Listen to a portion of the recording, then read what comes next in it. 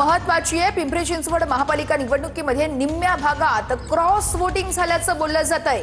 एक घड्याळाला 3 कमळाला मत द्या, एनसीपीच्या उज्ज्वला ढोरे यांचं हे आवाहन होतं। पिंपरी चिंचवडमधील मतदारांना क्रॉस वोटिंग करा असं आवाहन करण्यात आल्याचं आता समोर येत आहे। अजितदादांच्या एनसीपीतून नगरसेविका झालेल्या उज्ज्वला ढोरे यांचं हे आवाहन होतं।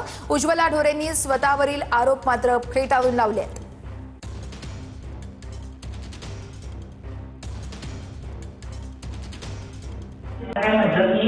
तुम्ही काही पण करा, बाकीचे तुमच्या इच्छेने करा, मी कधीच तुम्हाला आणणार नाही, कारण आम्ही ह्या ग्रुपमध्ये राहते मी काही, कारण जनरल जाती असतील जास्त बाजून आपल्या इथं ग्रुपमध्ये आम्ही एकत्र येतो पहिल्यापासून।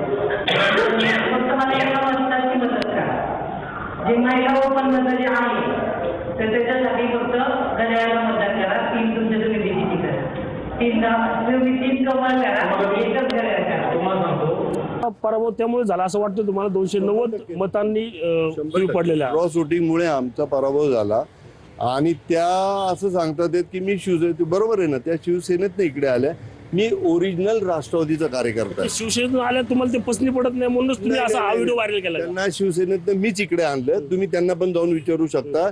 त्यांना उपाध्यक्ष केलं, वैशाली काळभोर महिला अध्यक्ष असताना, नंतर त्यांना आम्ही कार्याध्यक्ष केलं, तिकीट पण आम्हीच त्यांना दिलं, परंतु ते अशा काही उद्योग करतील हे आम्हाला स्वप्नात सुद्धा वाटलं नव्हतं। आम्ही अगदी प्रामाणिकपणे राष्ट्रवादीचं काम केलं, पण त्यांनी चुकीच्या पद्धतीने केलं। तुम्हीच तुमच्या प्रभागात कुठेतरी मागं पडलात, त्यामुळे असे कांड जे आहेत ते तुम्ही आता बाहेर काढायला लागले। नाही असं उज्ज्वल बरोबर फिरणाऱ्यांनीच जर असा दगाफटका केला तर ते आता ते त्यांचं म्हणणं आलं ना, बरोबर फिरणाऱ्यांनी अशी चुकीची कामं केली। रणजित जाधव, TV9 मराठी, पिंपरी चिंचवड।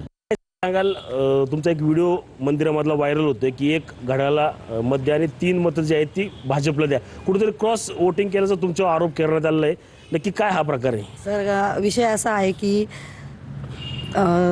ज्या उमेदवार पडल्यात त्यांना हा उमेदवारी जिवारी लागली, यश आलं नाही, म्हणून हे कांड होतच राहणार आहेत। तुम्ही विचार करा, तिथं जाऊन स्थानिक नागरिकांना विचारा की ती क्लिप पूर्ण नाहीये, जो एडिट केला आणि आहे तेवढंच दाखवतात।